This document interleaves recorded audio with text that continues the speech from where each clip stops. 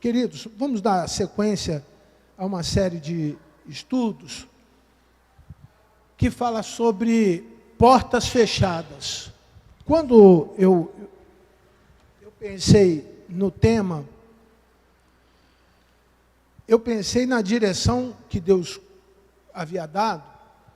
Por quê? Porque que muitas vezes, muita coisa na nossa vida não dá certo.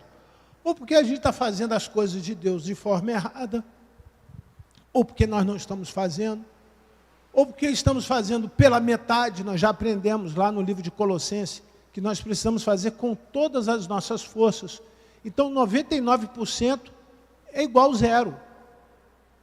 Tem que ter intensidade, tem que ter vontade, tem que ter, muita alegria naquilo que você está fazendo para o Senhor. E nós chegamos à conclusão, quando eu digo nós, de forma coletiva, que nós já aprendemos as duas primeiras palavras que nos levam à salvação. Arrependimento e perdão nos leva ao quê? À salvação. Quero compartilhar uma coisa com você. Quando você avalia o que você está fazendo na vida, seja de bom ou de ruim, você não tem a capacidade, o ser humano não tem a capacidade de ser autocrítico a ponto de dizer assim, estou fazendo tudo errado. Ele sempre se justifica. Há sempre uma justificativa, isso faz parte da natureza humana. E às vezes as pessoas acham que, por ter feito alguma coisa errada, ela não pode fazer nada certo. Você já teve essa sensação? Porque você fez alguma coisa na vida errada, você diz, então, eu não vou fazer nada certo. Eu postei essa semana uma frase que não é minha, que o suicídio é um grito no silêncio depois de uma incansável tentativa de um grito para que todo mundo ouça. Isso que é o suicídio. O suicídio espiritual é a mesma coisa. É um grito no silêncio, obrigado, amado irmão, depois de incansáveis tentativas de mostrar para as pessoas que ele está morto espiritualmente.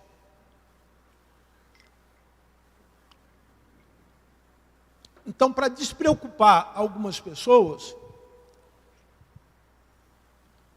quando você busca a razão por que não está dando certo alguma coisa na sua vida, uma porção de gente já te criticou. Uma porção de pessoas mandaram aquelas mensagens das mais,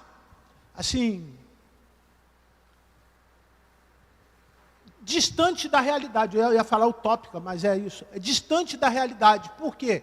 A sua realidade. Quando eu digo a sua realidade, porque no fundo ninguém sabe o que você está passando. Porque a tomada da decisão, ou seja, as nossas decisões, elas são baseadas em duas coisas. No que eu estou passando e naquilo que eu estou sendo influenciado. Pode ser que o que eu estou passando, eu possa suportar. Mas será que a influência eu posso suportar? Quero dizer aos senhores que não. Nós somos bombardeados. E algumas vezes, irmão, você se pegou tentando encontrar a solução para aquilo, mas não achou a solução. Você não achou. Você se perdeu na solução. Então, avalie de uma maneira muito criteriosa, de uma maneira muito clara, o que você está fazendo. Avalie. Seja muito honesto com você mesmo.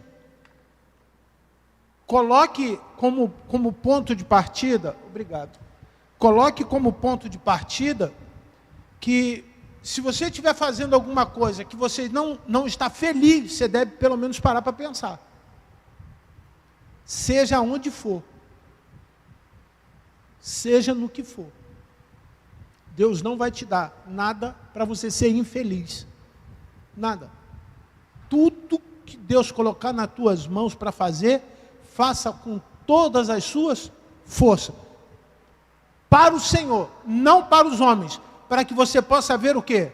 O resultado disso. Qual é o resultado disso? Alegria na tua vida. Se você está buscando alegria, se é este o ponto, de relação entre você e Deus. Ó, Senhor, eu estou te buscando porque eu perdi a minha alegria. E Davi fala disso, né? Que ele perdeu a alegria do quê? Da salvação. Ele analisou o que ele fez, reconheceu o pecado e chega para Deus numa hora de desespero e diz: Senhor, eu não aguento mais ficar sem estar feliz com a minha salvação. Só que a salvação é a junção de duas palavras. Quais são? Arrependimento mais perdão. Aí, qual a outra palavra que simboliza a razão de nós estarmos aqui? Santidade. Todos concordam comigo? Todos? Porque nós viemos à igreja para nos tornarmos parecidos com Jesus. Eu não vim na igreja para ver se o irmão está de cabelo pintado, se está de brinco, se está de calça, se está de... Não vim para isso. Certo? Eu não vim. Eu não vim ver se você fez isso, fez aquilo, se comete A ou B, se você está vivendo assim, assado. Irmão, confesso aos irmãos que quanto menos você se meter na vida alheia, menos problemas você tem. Concordam comigo? Quanto mais você fica lá no WhatsApp procurando saber, no status, aonde a pessoa foi, e com quem ela está indo, o que ela está fazendo. Irmão, particularmente não me interessa. Zero preocupação. Quando eu vou jogar dominó, é só uma ilustração. Alguém já jogou dominó na vida? Dominózinho? Sabe que cada número daquele tem quantas peças? Até o 00. 00, aí tem 01, 02, 03, 04, 05, 06 e o quê? Não tem 07. Acaba no 6. Certo? Certo? Então tem 7 números. Tira uma pedra. Tira uma pedra. E vai jogar o dominó. Eu já joguei dominó faltando uma pedra. Irmão, ninguém bate o jogo. Ou seja, se você tirar uma pedra, a tua vida não bate. Você está no jogo, a vida é um jogo. Você acorda, levanta, vai para a rua, volta, você corre, brinca, come, almoça, janta, você vai para o trabalho, volta, estuda, volta para casa, vem para a igreja. A vida é um jogo. Esse jogo, tira uma pedra. Ela não fecha. E que pedra é esta? Qual é a pedra fundamental na vida do cristão? Jesus. Jesus. Ele diz que ele é a pedra fundamental. Então, tirou Jesus, a vida não funciona. Não funciona. O problema não é a igreja, o problema não é o pastor, o problema não é o local onde nós moramos, o problema não é nada disso. É porque nós tiramos Jesus do time, do jogo, do game. A gente acaba impedindo que ele faça parte disso. Então, além da avaliação que eu tenho que fazer naquilo que eu estou fazendo, se está certo, se está errado, ao invés de eu estar preocupado com a vida alheia, eu tenho que estar preocupado com a minha vida, e se Jesus está nela. Se Jesus está na minha vida. Compreende o que acontece muitas vezes? A gente busca uma razão que não é a razão. E o que é razão? Razão é uma parte da matemática mal compreendida, porque muita gente nem lembra mais o que significa isso. É quando você coloca um número em cima, que nós chamamos de numerador, e um outro número embaixo, que nós chamamos de quê? Denominador. O numerador e o denominador. Isso é uma razão. A gente consegue enxergar, imaginemos, que quando eu coloco em cima um número maior, e eu me coloco embaixo com um número menor, o resultado sempre será maior. O resultado, quando o número do numerador é maior do que o número do denominador, o resultado sempre é maior do que o denominador. Olha que coisa interessante. Quando Deus é maior na tua vida, o resultado é sempre maior do que você. Esta é a razão pela qual nós estamos aqui. Pastor, show. Aprendi agora uma coisa que eu já havia esquecido. Razão. Mas além da razão, tem o máximo mínimo comum. Vocês lembram disso na matemática?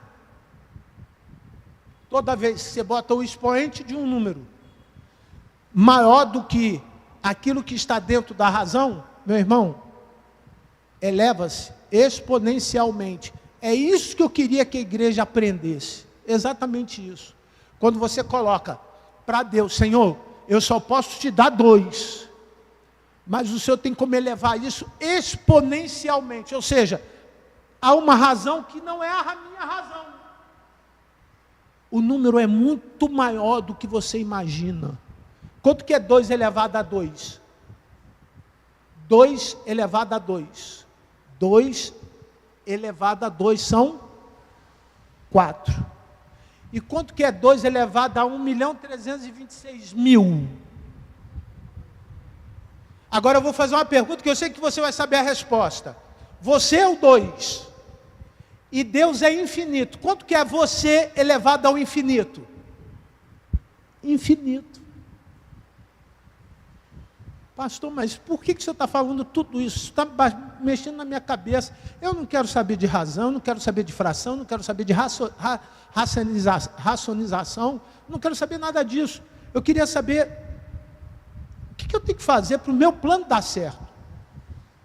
Você tem que avaliar se é o Senhor que está fazendo ou se é você que está fazendo.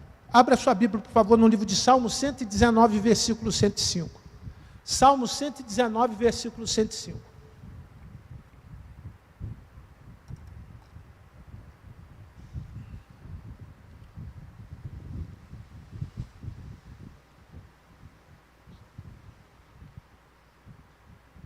Salmo 119, versículo 105 diz assim: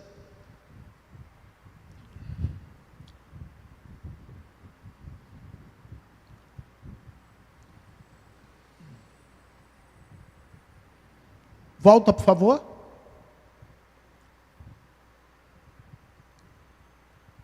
Por favor, mais um. Como são doces as suas palavras? São mais doces do que o mel. 104. Por meio das tuas leis, consigo a sabedoria, e assim detesto todos os caminhos da mentira. 105. Leiam. A tua palavra é lâmpada para os meus pés, e é luz que ilumina o meu caminho. Como que eu vou saber se o que eu estou fazendo reflete na minha vida, quando eu tenho a palavra de Deus como referência? Irmão, para de mentir para você mesmo. Para de achar que você é um sucesso, que você é modelo. Pare de pensar que você já deu certo. Eu não quero dizer que você deu errado. Eu estou dizendo para você parar de sabotar você mesmo. A expectativa que temos quando nós avaliamos é que já passa. Eu estou com 50. O que eu já fiz errado para trás influencia a minha velhice. Então eu não estou mais preocupado em consertar o que eu fiz errado para trás. Eu estou preocupado em fazer alguma coisa certa hoje para mudar o resultado do que eu fiz errado para a minha velhice. Em todas as áreas da minha vida. Agrade você ou não do que você está ouvindo. Eu tenho menos tempo do que você, mas o meu resultado pode ser diferente do seu. Então, se você é jovem, você tem mais tempo do que os irmãos que já têm uma certa idade. E quanto mais idade, não quer dizer que não tem jeito, não. Menos tempo tem para acertar, menos energia tem para gastar, menos recurso de vida você tem como botar. Então, os jovens irmãos, aos que estão presentes, pense mais vezes antes de fazer alguma coisa errada. Não é 2 vezes como minha mãe me ensinou, não. São 200 vezes antes de você tomar uma decisão profissional errada, antes de você tomar uma decisão de relacionamento errado, antes de você tomar uma decisão de comprar, vender ou fazer algum negócio errado, antes de você tomar a decisão da escolha profissional errada, antes de você tomar a decisão de viver uma vida com Deus errado. Porque nesse momento, quando você chega a esta experiência, e eu ouço a minha consciência dizendo assim, poxa, se eu tivesse a maturidade que eu tenho hoje, eu não teria cometido esse erro, este erro, mas eu posso estar cometendo outros erros hoje, tão significativos quanto aqueles que eu cometi quando eu era mais jovem.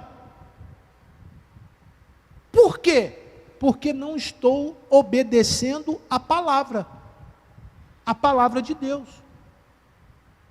A gente acostuma a viver uma vida muito simples naquilo que diz respeito de autoanálise.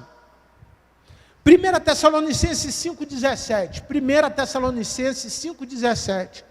Isso aqui é se você quiser destravar a tua vida, tá, irmão? Isso é Bíblia. É Bíblia, não é coach, não é psicólogo, não é nada não. É Bíblia.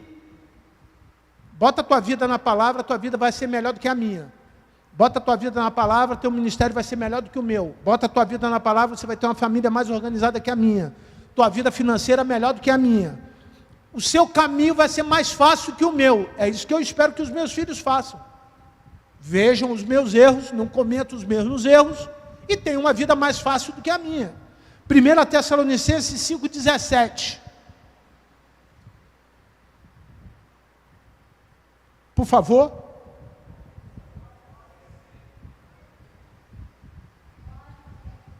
Como que está escrito ali? Ore sempre. Qual é o ponto de partida? A palavra. Qual é a relação entre a palavra e as minhas decisões? A oração. Ora sempre. Pergunta a Deus sempre. Não quer ouvir as pessoas, porque nós somos teimosos, nós temos um temperamento muito diferente uns dos outros, mas tente ouvir a Deus. Tente ouvir um pouquinho esse Deus, que se você colocar sua vida na mão dele, ele vai projetar exponencialmente aquilo que você está fazendo. Nós sabemos hoje, queridos, que daqui mais uma semana nós temos uma semana onde o peixe vai dobrar de preço. Quem quiser comer peixe na próxima semana, compra agora, tá? Sugestão.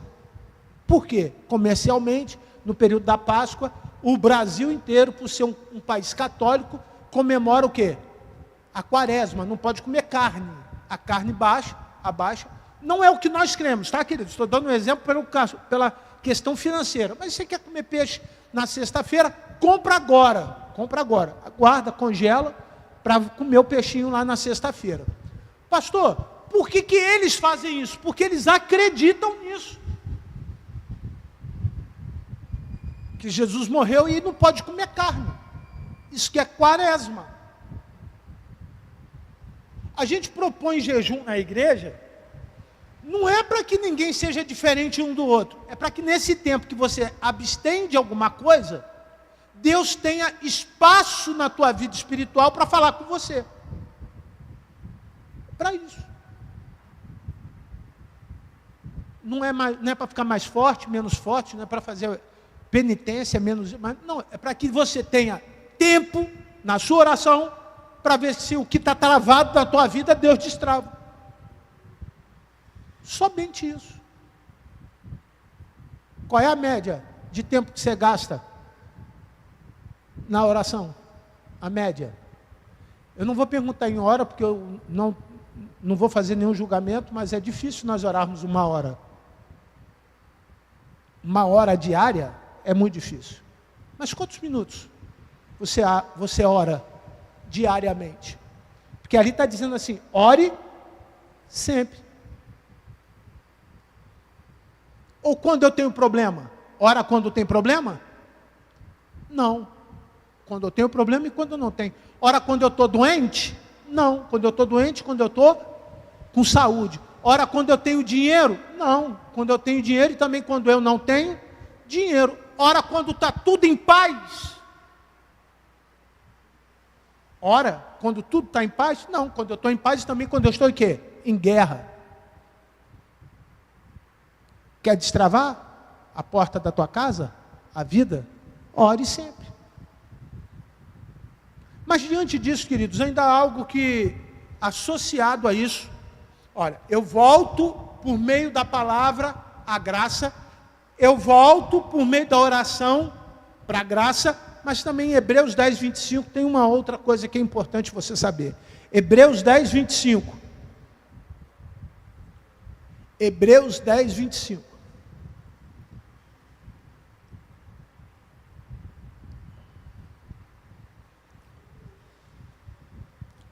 Toda a igreja, por favor, os que puderem, é claro. Não abandonemos, como alguns estão fazendo, o costume de assistir às nossas reuniões. Pelo contrário, animemo-nos uns aos outros, e ainda mais agora que vocês veem que o dia está o quê? Irmão, deixar de ter comunhão não ajuda ninguém. Se você tem problema, eu também tenho. Se você tem alguém doente na sua casa, eu também tenho. Se você tem conta que você ainda não conseguiu pagar, eu também tenho. Se você tem sonhos, eu também tenho. Se você tem vontade, eu também tenho. Nós não somos diferentes. Agora, fazemos diferente quando não abandonamos o que alguns estão fazendo. O que alguns estão fazendo? Ao invés de estarem perto do Senhor, eles deixam o Senhor. Ao invés de estarem na comunhão, eles deixam a comunhão. Ao invés de investirem o tempo em estar na igreja, eles deixam de estar na igreja. Ninguém é obrigado a ficar em algum lugar, mas você precisa saber o que você está fazendo naquele lugar. Aquilo que é mais importante do que você estar num lugar sem fazer nada é estar no lugar errado. Às vezes estamos em um lugar e não estamos fazendo nada, mas pior ainda é quando eu estou no lugar sem fazer nada e estou no lugar errado. Quantas pessoas são ceifadas porque deixaram de ter a comunhão com a igreja? Foram levadas por Satanás para o inferno. Mas pastor, eles não têm que estar aqui, tem que mudar, ter transformação de vida, eles não têm que parar de fazer isso, fazer... Irmão, cada um o seu tempo, querido, e respeite o tempo do teu irmão. Paulo fala isso, tem irmão que é mais fraco, tem irmãos que têm dependência maior, outros menores, tem alguns que conseguem viver mais, outros conseguem viver menos, alguns precisam de ser carregados no colo, alguns precisam de ter apoio, de carrinho de mão mesmo, sabe, aquele irmão que só vem na igreja, você bater na porta da casa dele e falar assim, irmão, vamos para a igreja, vamos para a igreja, vamos para a igreja, mas você é a pessoa para fazer isso. Ele é a pessoa que precisa que você faça isso. Se nós paramos de fazer o mínimo, deixando de ter comunhão, irmão, que alegria, eu não esqueço. O domingo que começou 6 horas, com os jovens motivados, brincando, fazendo brincadeira, todo mundo feliz, alegre da vida. Aí no domingo seguinte, por não ter esse tipo de atividade, o irmão não pode misturar uma coisa com a outra. Se não tem uma atividade que eu gosto, eu não posso deixar de estar onde eu tenho que ter comunhão, independente da atividade. Essa é a sensação que me traz. Imaginemos, fazendo uma comparação, você tem um iate, está ancorado na Marina da Glória, e te deram um passe, um ticket, para você fazer uma viagem, Rio, Santos, vai até Fernando de Noronha e volta para o Rio de Janeiro. De 15 dias, tudo pago. Você passou a semana inteira se preparando para a viagem, o ticket já está lá, em cima da cabeceira da tua cama. Todo dia você acorda e lembra que vai ter o quê? Um passeio. Vai ser o melhor passeio da sua vida. Com tudo pago. A cabine não é cabine interior de 2 pessoas, é uma cabine quadro para virada para o mar, onde cabe todo mundo que você gostaria que estivesse lá, mas é só para você. Aquele lugar todo ali é só para você. No dia da viagem, você pega o ticket e olha a data e vê que a data era dia 25 de abril de 2021. E por um descuido, por alguma coisa, por algum motivo, você deixou a data passar. Você perdeu a viagem. Como que não vai ficar a cabeça dessa pessoa quando olhar o ticket e falar assim: perdi a viagem dos meus sonhos? No mínimo frustrado. Concordam comigo? Agora eu quero associar isso ao reino dos céus. Jesus veio, pagou e te deu um ticket há 2000 anos atrás. E fez com que você entendesse que haverá uma viagem para um lugar muito melhor do que Rio, Santos, Fernando de Noronha, Rio de Janeiro pago. Até porque esses são 15 dias, e essa viagem é a vida inteira, eterna. Aonde não terá mais nenhum problema na tua vida, aonde não tem nada mais para você pensar de problema. Só que por uma negligência sua, você perdeu a viagem. O ticket tem validade. Mas por você negligenciar, você esqueceu da data. Tem muitas pessoas esperando o melhor de Deus, irmão, desde o dia que entregou a sua vida para Jesus. Já recebeu o ticket da salvação, mas nunca conseguiu desfrutar de nada da salvação. Por quê? Está abandonando as coisas básicas da comunhão. Abandonar as coisas básicas da comunhão faz com que você se negligencie. Você se acostume a ir na igreja e esquece de ir com o Senhor para algum lugar. Você se acostume a vir na EBD e esquece de levar a EBD para dentro da tua casa. Você se acostuma com os cânticos, canta muito bem, adora, feliz, gosta de tocar, igual eu gosto de tocar. Mas não consegue entender que isso faz parte de um bilhete único chamado céu. Céu é muito melhor do que você está fazendo. Essa é a expressão que nós estamos lá na frente, olha. Se aqui arrependimento mais perdão é igual a salvação. Salvação mais serviço, repita, salvação mais serviço, eu preciso trabalhar por isso. Eu não paguei o ticket, mas eu tenho que ficar pronto. Certo? Eu não paguei pelo ticket. Mas eu tenho que arrumar a mala, tenho que deixar as coisas arrumadas na minha casa, eu preciso organizar o meu trabalho, eu não posso dizer para o patrão assim: eu vou viajar. Você vai para onde? Eu vou para o céu. E volta quando? Não, não volto mais não. Eu não posso falar isso, eu tenho que deixar tudo arrumado. Vocês concordam comigo? Até para morrer tem que arrumar as coisas?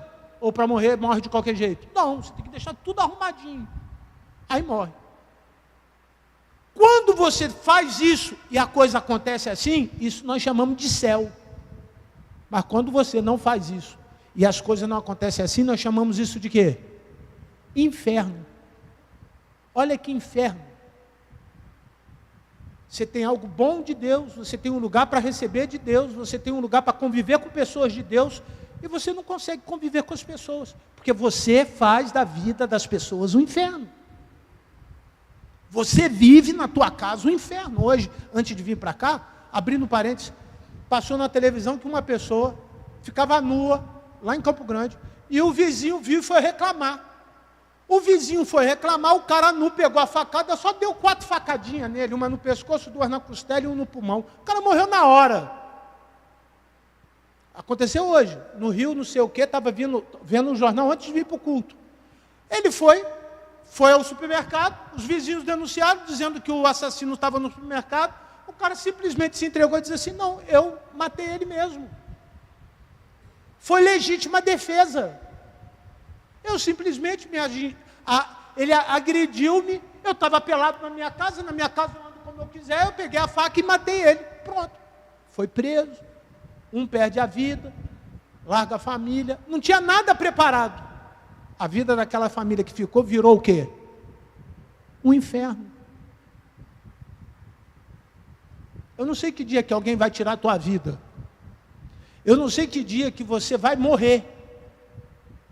Mas o céu não vai mudar e o inferno não vai mudar de lugar. O céu vai continuar céu e o inferno vai continuar inferno. E outra coisa, para a alegria da igreja, que nós estamos falando de comunhão, não estamos falando de coisa ruim não. O ticket está no teu nome, não pode dar para ninguém, irmão. Você pode usá-lo. O teu ticket não serve para mim. Meu ticket não serve para minha mãe. O ticket da minha mãe não serve para o filho, para o neto. O ticket do Felipe não serve para Maria. Por mais que nós nos amemos, a salvação é sua, individual. Gente, por que a gente vive uma comunhão e não consegue enxergar como que é representativo isso para Jesus? Tudo que Jesus fazia era para ter comunhão, ou com Deus ou com quem? Com as pessoas. Jesus não curava o cego porque ele queria aparecer, exibicionista. Vem cá, cego. Vou cuspir no chão, vou jogar na tua cara, depois vou dar uma lambida aí que vai ficar bom. Você vai sair olhando, vai vendo. Aí sai o cego assim, limpando o olho. E Jesus falou, está vendo? Ele falou, estou vendo direito não. Aí Jesus cospe de novo, passa na cara do cego. E agora, você está vendo? Aí o cego, agora eu estou vendo. Como é que você está vendo? Ah, eu estou vendo todo mundo como se fosse uma árvore. Aí Jesus falou, então não está certo ainda não. A salvação é um processo. Às vezes você encontra com Jesus, vem na comunhão, vem na igreja, participa da igreja. A primeira coisa que você tem, que você acha que você está salvo. Você acha que está salvo. Vai fazendo tudo porque o salvo quer servir. O salvo quer servir porque salvação mais serviço é igual ao quê? Santidade. Você quer parecer-se com Jesus. Então você vai fazendo. Mas de repente você vai olhando, não é bem assim não. Está tudo turvo. E ele vira para Jesus e diz o seguinte, olha, eu ainda não estou enxergando direito não. Parece que é uma árvore. Aí Jesus vai pela terceira vez, dá aquela cuspidada assim, ó, vai na cara do cara e acaba. Aí ele, agora, sabe o que o texto bíblico diz? Que ele saltou de alegria e saiu contando para a cidade toda que ele tinha tido uma experiência com quem? Com o Senhor Jesus. O cara tomou 3 cuspidas, ele sai com alegria, grita para todo mundo, aquele lugar passa a conhecer Jesus por conta da experiência que aquele homem teve com quem? Com Jesus.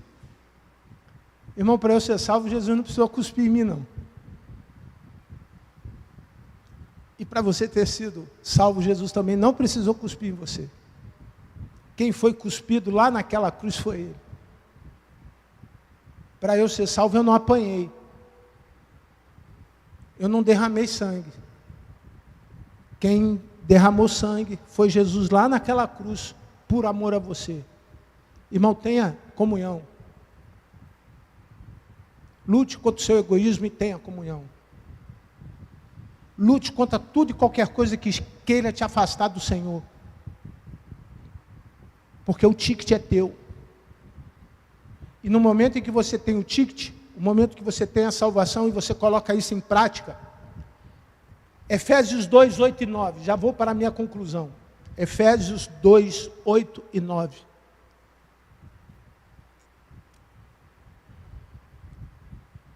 Vamos juntos, por favor. Todo crente devia conhecer esse versículo e falar de cor, tá? Todo crente. Leiam, por favor. Pois pela graça de Deus vocês são salvos. Qual é o meio? Qual é o meio? Fé. Como eu tenho fé? A fé vem pelo ouvir o quê? A palavra de Deus. Salmo 119, 105. Está lá, a gente já fez a referência. Isso não vem de vocês. Será que eu consigo a graça por alguma coisa que eu faço? Não. O que eu faço para mostrar que eu estou vivendo um tempo de graça? Vivo em comunhão. Vivo em oração. Vivo estudando a palavra. Pastor, estou vivendo um tempo de maior oportunidade de Deus na minha vida. Pode ter certeza que esse irmão é comprometido com o reino. Ele tem uma vida de oração e tem uma vida comprometida com a palavra. Pastor, lá em casa está mó bagunça. Tudo de cabeça para baixo. Pode ver que está faltando algum desses elementos que eu estou falando para você. Não, pastor, mas eu leio muito a Bíblia na minha casa. Eu leio muito e faço muita oração na minha casa. Faltou o quê?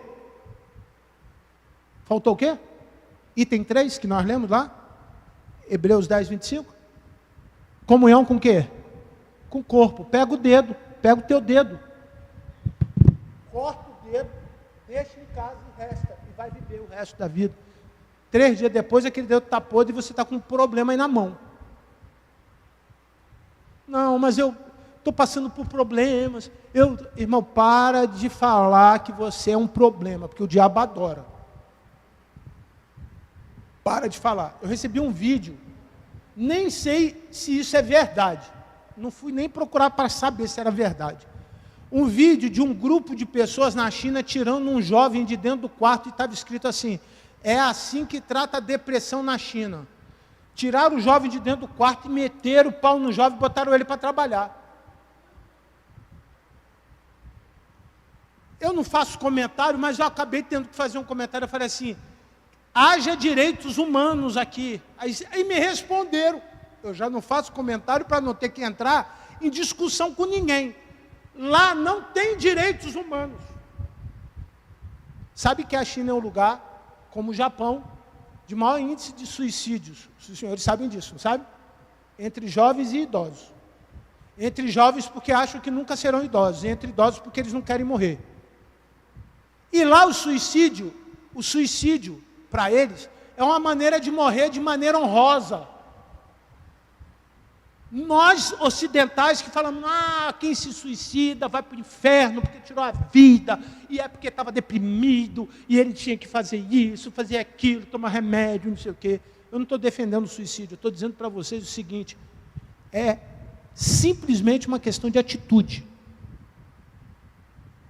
Se você gosta da vida que leva, louvado seja o Senhor. Se você quer uma vida diferente, louvado seja o Senhor. Quer para um, quer para o outro, tudo seja para a glória de quem? Do Senhor. Não tem conversa. Eu não como sardinha. Eu não gosto de sardinha. Eu não gosto nem do cheiro de sardinha. E nós vamos almoçar o que no domingo da Páscoa? Salmão. Michele, tu já me arrumou um problema com esse negócio do bacalhau, né, Maria? Já arrumamos um problema com o bacalhau, mas vai ter bacalhau também. E quem não gosta de salmão e nem de bacalhau vai ter o quê? Ovo. Não, estou brincando, vai ter frango frito, né, Maria? Frango o quê, Maria? Maria. O Felipe já está lá, milanesa com creme de... Irmãos, eu quero dizer isso com alegria aos irmãos, tá certo? Com muita alegria. Deus já deu o almoço de domingo. Deus já deu. Já deu o almoço. Você pode vir, você vai almoçar. Eu não sei quanto que você vai conseguir comer naquele dia, mas você vai você. Sabe por quê, irmãos? Porque eu creio.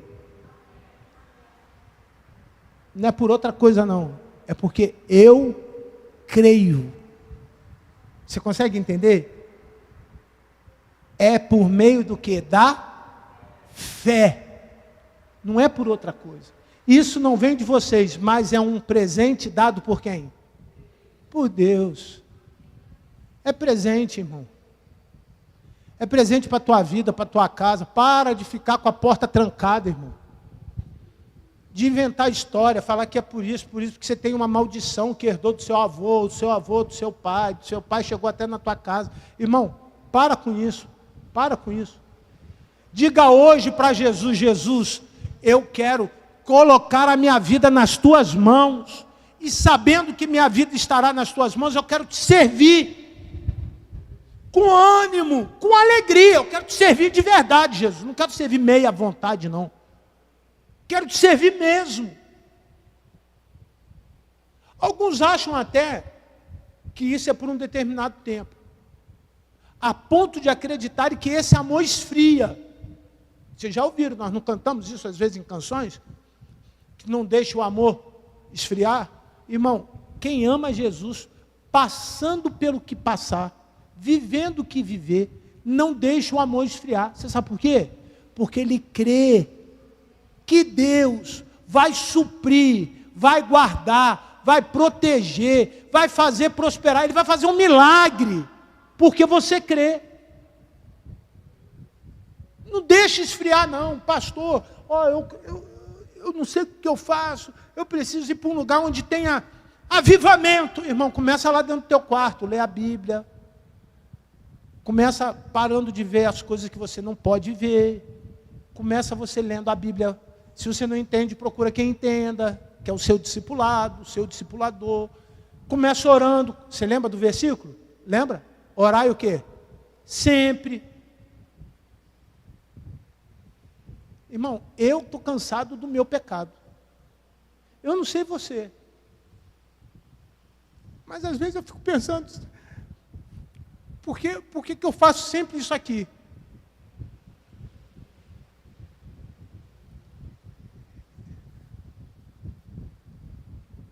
Olha o versículo 9. Por favor. A salvação não é o resultado do esforço de vocês. Você não está cansado do seu pecado, não, Lucas? A gente se cansa porque a gente tenta. E a gente peca.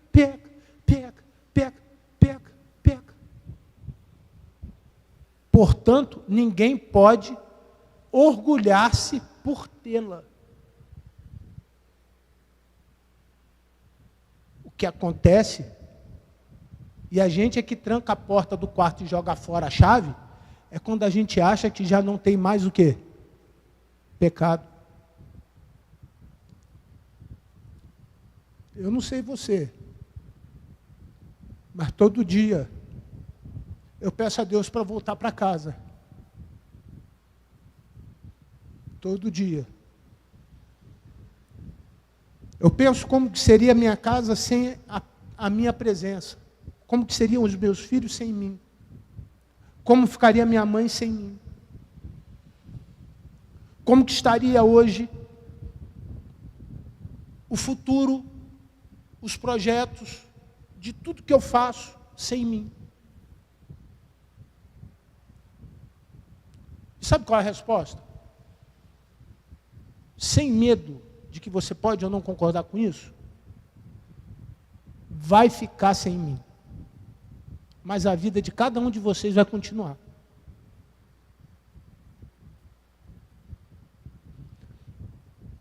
Avalia se está valendo a pena. Avalia. E se não está valendo a pena, faça valer. Se você ama, ame mais. Se você gosta de jogar bola, jogue mais. Se você gosta de tocar violão, toque mais. Se você gosta de brincar, brinque mais. Se você gosta de ter amigos, faça mais. E se você gosta de adorar a Deus, adore mais. Eu gosto de adorar a Deus, eu tenho que adorar mais. Eu gosto de ler a Bíblia. Hoje eu conversei com um advogado indo para o centro da cidade. Saí de uma reunião, fui até a Lerge, e no meio do caminho, eu encontrei ele no meio da rua. Ele estava na mesma reunião, botei dentro do carro, como nós íamos para o mesmo lugar. E ele falou assim, eu percebi que você era cristão. Eu também sou cristão. Eu falei, você é de qual igreja? Ele, eu sou católico. Eu falei, legal. Aí ele, você pode me explicar uma coisa? Eu falei, o que é? Qual a diferença da igreja de vocês e da minha igreja? Irmão, o trajeto da Tijuca, onde eu estava lá, eu faria em 15 minutos, eu levei quase 40 minutos. E fui devagarinho, para tentar explicar a ele a importância de Jesus. Cheguei na Lerge, a pessoa que guarda o meu carro apareceu e falou assim, doutor, tudo bem? Eu falei, tudo bem. hoje não tem vaga. Eu falei, eu vou deixar a chave com o senhor. E ele não saía do carro. Eu falei, chegamos. Aí ele, chegamos. Eu falei, chegamos. Ele desceu do carro e falou, olha, eu ficaria mais 1 hora para entender esse Deus de vocês. Não seja por isso, liga, marca, que eu prefiro conversar sobre isso do que o que nós estávamos conversando. Embora o que nós estávamos conversando me traz dinheiro. E o que me faz alegria é que essa pessoa que é Jesus, é que traz uma pessoa para Jesus, me traz muito mais alegria, muito mais paixão, muito mais alegria em ver alguém que precisa apenas entender a diferença da igreja católica para a igreja dos evangélicos. Só, ele quer entender isso. Eu não sei se isso serve de motivação para você. Mas você é apaixonado por Jesus? Porque quem é apaixonado por Jesus, irmão, fala todo dia de Jesus. Vai comprar alface, na fila, ele fala de Jesus. Vai na banquinha de jornal no centro da cidade, tem 2 meninos que eu tenho orado. Uma menina homossexual e um rapaz. Por uma vida conturbada, foi expulso de uma comunidade. Eu falo para eles, já até os convidei para morar aqui no Catumbi para vir para a igreja, todos 2. De vez em quando ela manda mensagem para mim, doutor, o senhor não está vindo muito aqui, porque eu estou deixando de ir para o centro, indo mais para a Barra e para um outro município, que é Duque de Caxias. O senhor não está vindo aqui, mas todo culto eu mando culto para eles. Porque eles precisam de Jesus. O que você está fazendo, irmão? Mesmo que minimamente, para que alguém saiba que você é de Jesus. Para quem que você está contando de Jesus? Para quem que você está dizendo que não é o seu esforço? O maior esforço disso tudo é quem? Dele. Foi ele que fez o maior esforço. Por mim e por você. Eu não tenho problema de estar num lugar com 20 pessoas. Eu tenho problema de estar num lugar onde as 20 pessoas não querem estar lá. Não tenho problema de fazer um culto com 5 pessoas dentro da igreja. Não tenho problema. Mas que as 5 estejam aqui, querendo estar aqui. Porque é o suficiente para que a glória de Deus se manifeste e faça o que Ele quer fazer entre nós. Amém? Sirva ao Senhor, feche os seus olhos. Fale com Deus. Fale com Deus. Pai, nós te louvamos, engrandecemos o teu nome. E sabemos que não é pelas nossas forças que as pessoas são transformadas. Então eu entrego nas tuas mãos, Senhor Deus, a vitória lá da banquinha de jornal. E o doutor, eu não me lembro o nome dele, mas o Senhor sabe quem é. Lhe entrego nas tuas mãos, Senhor Deus, aqueles que estão com o coração pegando fogo para contar do teu amor para alguém. Acenda em mim, Senhor Deus, esse desejo diário de falar do teu amor para alguém. E que isso, Senhor Deus, reflita na minha relação de santidade com o Senhor. Que a graça, a paz, o amor de Deus, o Pai, a comunhão e a consolação do teu Santo Espírito se façam presentes neste lugar hoje para todo sempre. Amém.